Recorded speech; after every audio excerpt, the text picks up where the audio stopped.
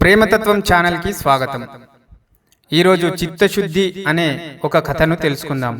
రుద్రాపురం అనే గ్రామంలో ఒక సన్యాసి ఉండేవాడు. అతని ఆశ్రమం ఎదురుగా భార్యాభర్తలు ఒక చిన్న ఇల్లు కట్టుకొని నివసిస్తుండేవారు. సన్యాసికి నానేవాళ్ళు ఎవరూ లేరు. తోచింది ఏదో వండుకొని తినడం, మిగతా సమయంలో ధ్యానం చేసుకుంటూ కూర్చోవడం తప్ప వేరే పని ఏమీ లేదు. రైతు రోజంతా పొలంలో పనిచేసి వస్తుంటే రైతు భార్య ఇంటి పనులు, పాడి పశువుల సంరక్షణ చేస్తుండేది.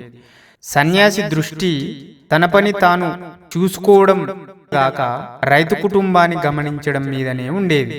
ఒకరోజు రైతు సాయంత్రం పొలం నుండి రాగానే అతని భార్య స్నానానికి వేడి నీళ్లు ఇచ్చింది. అప్పుడు సన్యాసి, ఓహో, ఈ రైతు ఎంత అదృష్టవంతుడు, కష్టపడి పని చేసి రాగానే స్నానానికి వేడి నీళ్లు అందాయి, నాకు ఆ అదృష్టం లేదు అనుకున్నాడు సన్యాసి. ఆ తర్వాత రైతు భార్య భర్తకు ఒక పెద్ద పళ్ళెం నిండా వేడివేడి భోజనం, రకరకాల పదార్థాలు వడ్డించింది. ఇద్దరూ చక్కగా ఉల్లాసంగా మాట్లాడుకుంటూ భోజనం చేయసాగారు. అది చూసి సన్యాసి, ఆహాహా, ఏమి వీళ్ల సుఖం, ఎంత హాయిగా పంచభక్ష పరమన్నాలు భోజనం చేస్తున్నారు, తనకు పడి మెతుకులే గతి అనుకుని నిట్టూర్చాడు.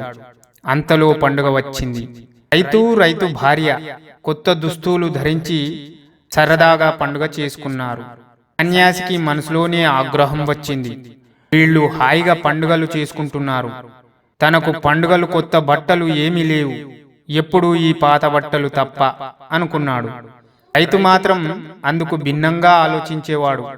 ఈ సన్యాసి ఎంత అదృష్టవంతుడు, ఎప్పుడూ పూజలు పునస్కారాలు చేస్తుంటాడు, భగవంతుడి ధ్యానంలో గడుపుతాడు, తనకు ఎప్పుడూ పొలం పనులు, పాడి పశువులు, ఆ పనులు ఈ పనులు, ఇంట్లో అది లేదు ఇది లేదు అనే చింత తప్ప వేరేమీ లేదు అని తనలో తాను బాధపడేవాడు. కొంతకాలం తర్వాత సన్యాసి మరియు రైతు ఒకే రోజు చనిపోయారు.